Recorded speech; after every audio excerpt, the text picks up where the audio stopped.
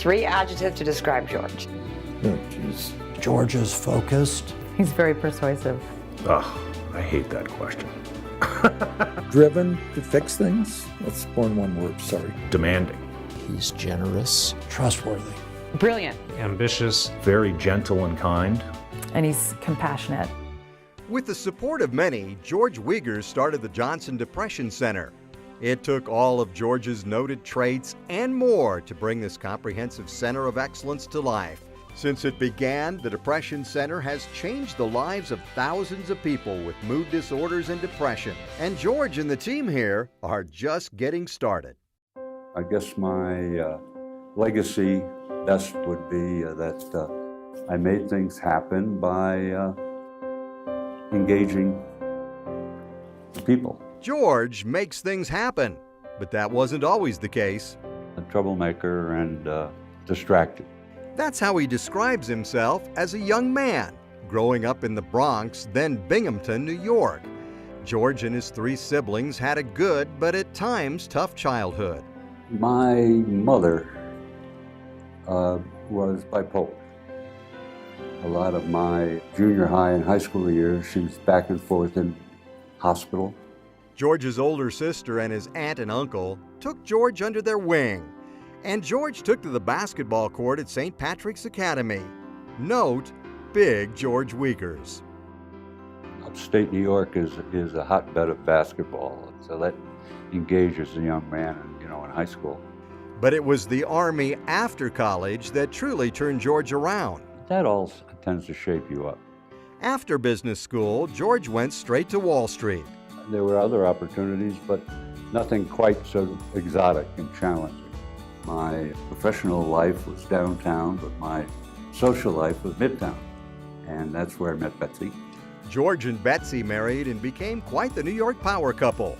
George's success on Wall Street was worth celebrating, his dogged work ethic unforgettable. It'd be 6 in the morning, and I'd have a t-shirt and shorts on, pretending like I was going to go play basketball at school, and there he is reading, all 3 newspapers, and he's done, and he'd look over at me and go, hey, kid, why don't you get up a little earlier so you can get to work sooner?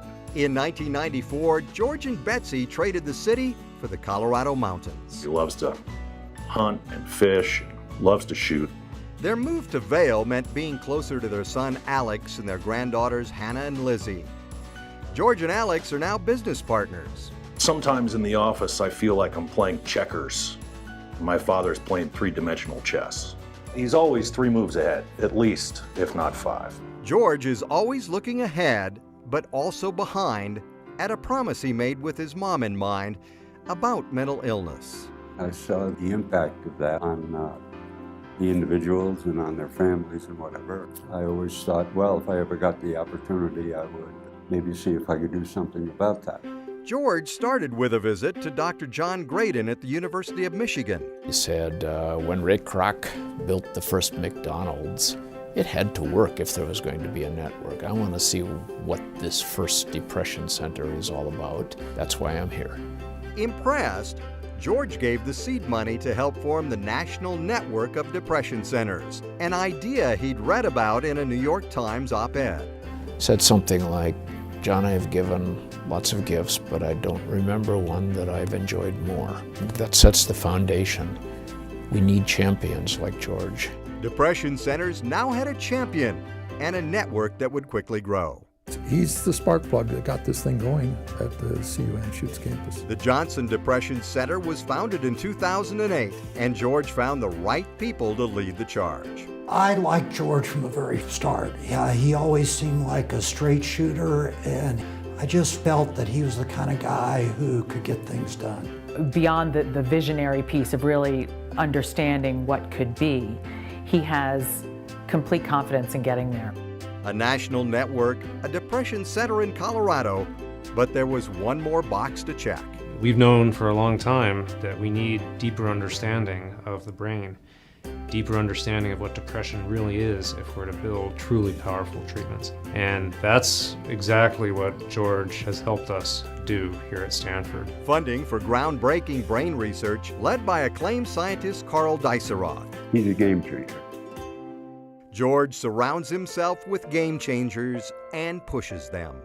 He knows how to incentivize me with the right words and the right directness, and he believes in me. It's very personal. You feel as though this is family. I feel as though I have taken good care of my family. The Depression Center is in a beautiful space. It's wonderful. And it's expanding. We're going to have 2 large group rooms. Soon this will be the home of the Child and Family Program. The next goal, residential care. But we're going to go big, and we're going to really save some lives. Big George Wiegers gets others to think big and go big in solving our country's mental health crisis. There's very little recognition on the part of society that mental health is as important as physical health, maybe more important. He's taken something that was so personal to him and created this incredible gift for our community.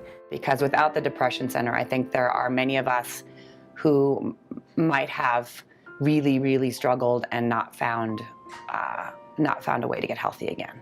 So George, thank you for saving so many of our lives. Seriously, you saved my life. There are many people who have George Wiegers to thank for tackling a very tough issue. If only Florence Wiegers could see what her son George started. I guess she would, she'd be happy with it, I think, yeah. Maybe she's looking down.